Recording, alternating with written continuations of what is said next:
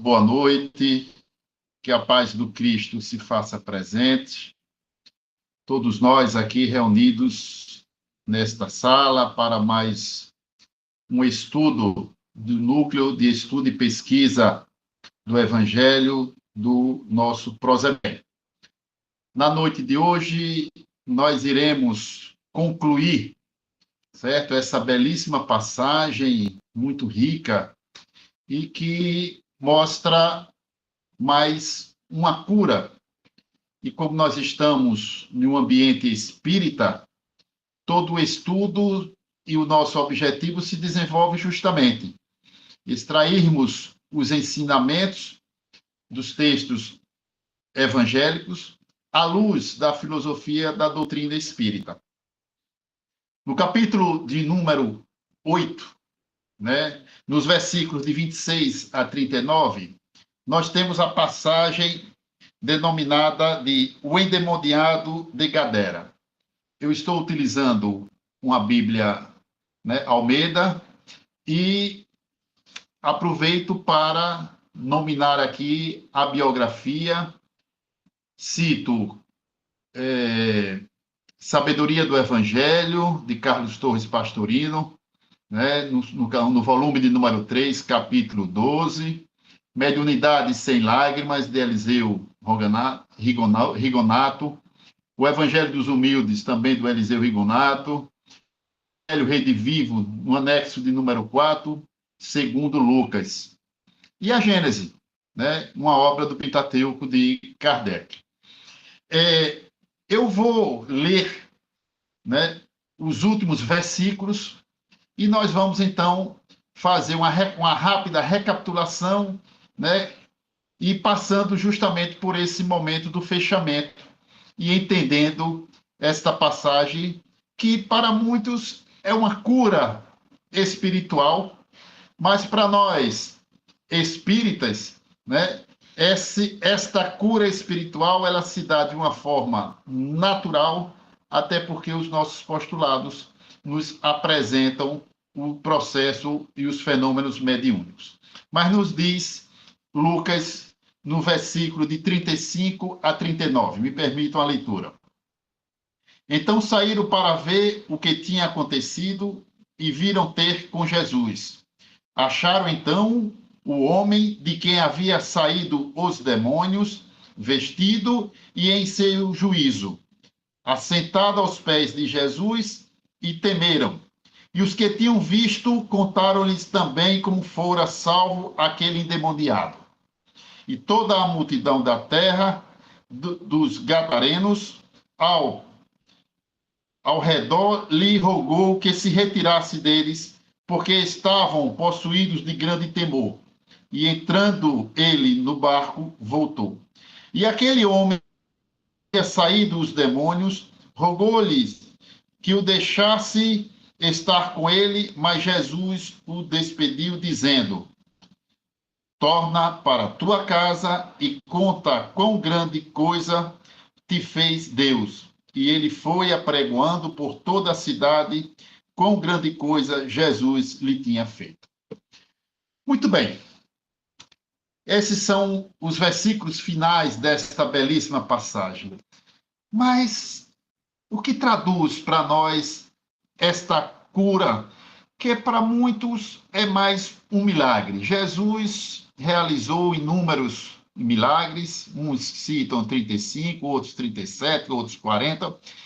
Enfim, o importante é nós compreendermos o que até hoje é tido para algumas outras doutrinas como algo paranormal, que só o Mestre Jesus seria capaz, com a sua capacidade plena, e assim reconhecemos, como co-criador da Terra, mas a doutrina espírita associada à ciência pode hoje claramente, sem desqualificar nem menosprezar doutrinas outras, nos mostrar que fenômenos têm uma explicação. E já está esta explicação citada em nossas literaturas. Portanto, quando o Evangelho denomina endemoniado, demônios, para nós, claramente, o endemoniado é um irmãozinho, né, que está envolvido por um processo mediúnico e está num estágio que denominamos de obsessão. E o demônio nada mais são do que os nossos irmãos desencarnados, espíritos desencarnados evoluídos.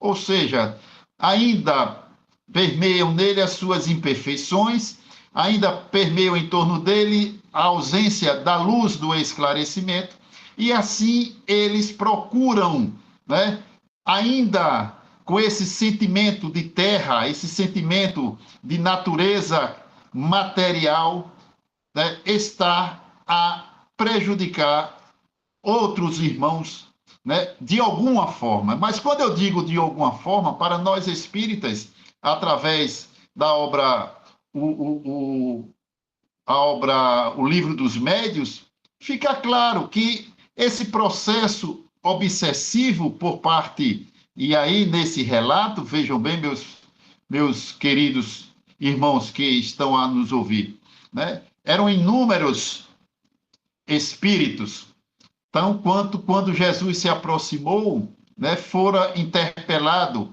o que é filho de Deus, do Altíssimo? Ou seja, eles sabiam que Jesus tinha essa capacidade, né? Aquela luz que chegava, né, fazia com que claramente eles percebessem com quem estavam lidando. E aí Jesus claramente interpelou também, né, e disse-lhes, né, o que verdadeiramente eles desejavam. E Jesus sabia disso. E quem são vocês? Eles se denominaram de legião. Porque para nós seria um número, né, elevado de espíritos que, por relatos históricos e sucessivos, percebemos claramente que aquela região onde está lá hoje, né, a Palestina, os irmãos, e aí como os postulados espíritas nos apresentam, né, a lei de causa e efeito, estavam todos eles sempre envolvidos por processos obsessivos, que, claro, tudo isso está associado à reparação dos que devem.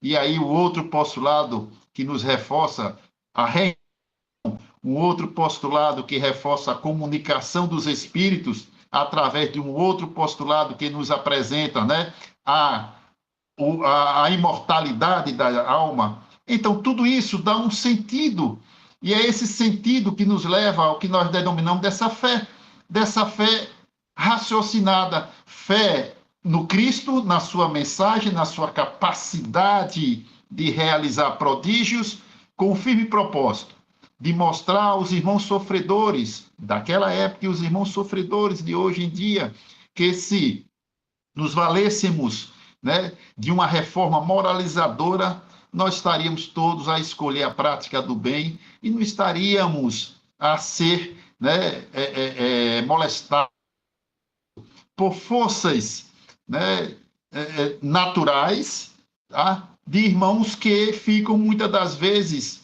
por uma simples influência, porque o processo obsessivo, inúmeras vezes, dentro das casas espíritas, ou aqueles que não têm o domínio do conhecimento, fica achando que tudo é um processo obsessivo de grau elevado. Não, o processo obsessivo, ele permeia de uma simples influência, uma influência daqueles que são atraídos por afinidades comportamentais, através do pensamento, das atitudes. Então, não dizem que o semelhante se atrai? Isso acontece, por quê? Porque para muitos acham que a morte do corpo, o espírito tem uma destinação e não vai mais importunar. Vai. A comunicação é uma realidade. Mas também o nosso comportamento, a nossa deficiência moral, vai também permitindo que a gente pratique, enquanto essa existência, fatos, atos, que vão contrariar interesses na prática do mal. E nós vamos naturalmente adquirir adversários, e esses adversários carregam no seu íntimo um desejo de revanche. E isso não se acaba com a morte do corpo físico. Isso nós levamos para a erreticidade, levamos sentimentos bons, mas também levamos consigo os sentimentos maus. E esses irmãos muitas das vezes querem fazer justiça com as próprias mãos. Não sabe esperar que a justiça divina venha a operar. E aí esse irmãozinho aí, citado nesta passagem, muitos anos vem sofrendo isso, e para muitos seria apenas mais um louco. E os daquela época, como não detinham conhecimento específico, denominavam impuro, porque aquilo que não se sabe explicar é impureza, e quem é impuro é porque o mal está contido. E ele era expurgado da sociedade, vivendo com longo. E o Cristo, sabedor disso, Jesus vai e alivia. Porém, ele vai contrariar duplamente, vai contrariar os espíritos imperfeitos que são afastados no seu intento e vai contrariar posteriormente o desdobramento do que aconteceu. E após o Cristo interceder para que ele deixasse aquele irmão e ele pudesse voltar à sua vida normal, às suas atividades normais, eles clamaram ao mestre que não retornassem eles para o abismo. E que abismo é esse? Para muitos seria o despenhadeiro, que eles estavam próximos? Sim, mas para nós não. É o abismo das zonas, né, umbralinas, aonde aqueles imperfeitos vão sentir os mesmos efeitos e consequências dos seus maus pensamentos e de suas más atitudes. E eles não queriam voltar para ali, porque eles estavam em uma condição confortável naquela região, porque eles tinham inúmeros que eles poderiam estar, como nos diz a doutrina, vampirizando, ou seja, extraindo energias, porque que eles querem não é só o sentimento da vingança, mas ainda assim terem o sentimento de que estão vivos, não vivos materialmente, que já compreendemos isso, mas vivos sentindo as coisas que cada um daqueles que ali estão gosta, deseja. É essa afinidade que muitas das vezes, por questões morais, acontece. Mas a doutrina espírita sempre nos leva ao aprofundamento. E no fato aqui, para que a gente possa compreender esses últimos versículos, percebemos que próximo passava uma manada de porcos, ou vara de porcos, como a denominação mais correta. E esses animais, né, em uma quantidade significativa, se os relatos estão efetivamente corretos, e aqui não estamos para duvidar, mas sim para tentarmos entender o que aconteceu, pelos relatos do evangelista, ou dos evangelistas, porque essa passagem está em mais de um evangelista, Mateus, Marcos, e no caso da noite nós estamos, né, nos apropriando do ensinamento aí de Lucas, né, cita que esses animais e os espíritos, né, a legião, clamou que não fosse para o abismo, e o mestre, né, permitiu que não fosse, mas também não permitiu que fossem para outros.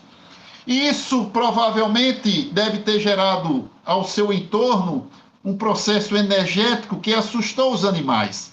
Mas para aqueles que não compreendiam os fenômenos, ficaram a pensar, como o próprio relato diz, que eles deixaram de importunar o ser humano, aquele irmão obsediado, e iriam incorporar nos animais, coisa que a doutrina espírita se posiciona claramente e à luz, né, das leis naturais não é concebível, porque o ser humano, ele fazendo bem ou fazendo mal, continua com as suas características de ser humano. E o animal, né, no caso, não tem as mesmas características do ser humano no que tange principalmente a sua capacidade, né, intelectual, a inteligência. Portanto, eles não saíram de dentro do obsediado, porque lá nunca estiveram. A doutrina espírita explica isso. Eles também não saíram e, ao sair supostamente pelo relato que não concordam, eles também não entraram nos porcos, porque assim os postulados espíritas também discordam. E o que fez então esses porcos, né, como um estouro de uma manada, saírem correndo, despenhadeiros abaixo, indo para o lago e afogando-se? Não questionamos a passagem e até visualizamos que esses animais, que muitas das vezes têm a capacidade de ver, né, o espírito, sentiram de alguma forma e não vamos entrar no mérito detalhado, porque aí nos falta um conhecimento mais específico, mas o relato nos mostra que eles saíram em demanada e caíram no lago e se afogaram. E aí vem a segunda contrariedade que o mestre fez no campo espiritual e sim no campo material. Isso gerou o quê? Um prejuízo econômico. Né? E, após o fato, os que estavam no pastorio ali tomando conta, correm, comunicam o fato, os proprietários ou os curiosos vêm e, ao chegar, encontra o nosso irmão com a cura espiritual realizada. Muito bem. E isso, eles veem a cena do irmão curado, olha para o outro lado, vê o prejuízo material dos animais afogados. E aí, naturalmente, como o relato foi dito, eles pedem ao Cristo, a Jesus, que deixe aquele ambiente. E vejam que como a energia e o magnetismo do Cristo se faz presente, que alguns textos poderiam e chamam a atenção que tamanho prejuízo poderia, né, em uma violência e o Cristo ser mutilado, o Cristo ser apedrejado, enfim, aprisionado, mas eles respeitaram, né, o fato, não levaram em consideração, né, a cura do irmão, o fato em si, não sensibilizaram, muito pelo contrário, o materialismo se fez presente na medida em que o valor econômico, o prejuízo econômico sobressaiu. E eles pedem que o Cristo saia daquele ambiente. E o Cristo sai, né, para evitar ser mais hostilizado, com a sua sabedoria. Nesse momento, ele é interpelado pelo irmão que foi curado. E aí o irmão que foi curado, não sabemos se por um processo de gratidão ou se com receio de depois que o Cristo saísse dali sofrer alguma retaliação, enfim. A mente humana é capaz de fazerem escolhas e na maioria das vezes nesse mundo de provas e expiações, infelizmente faz as piores escolhas que são as que nos levam à prática do mal. E aí pede a Jesus que deixe-o acompanhar. E o mestre, sabedor de um postulado espírita que denominamos de reencarnação, e que esse postulado, a reencarnação, traz no seu bojo, né, toda uma necessidade evolutiva nossa. Sabe que é ali, naquele ambiente, ele ainda teria muito ao que fazer no seu processo de resgate, até porque imaginamos nós outros que os obsidiados, muitas das vezes, estão atrelados a provas e que o passado nos cobram inúmeras vezes, em inúmeros momentos. Portanto, alerta a ele que permaneça naquele ambiente, mas que, a partir daquele momento, ele seja um divulgador, um discípulo e um divulgador daquilo que ele presenciou, do benefício que ele colheu. Imaginemos passar tantos anos, né, sendo explorado pela sociedade, eu digo explorado no sentido de ser ignorado, de ser desprestigiado, de ser excluído, né? Sujo, aprisionado como um animal irracional.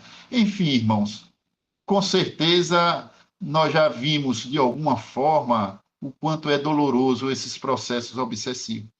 E o mestre orienta que ele fique, e assim o texto nos diz, que ele ficou e foi pregar e levar a boa nova, pelo menos naquilo em que ele foi beneficiado, e que com certeza vai aguçar a mente daqueles que vão ouvir, ou daqueles que fazem uma análise comparativa do que viu e do que estão vendo.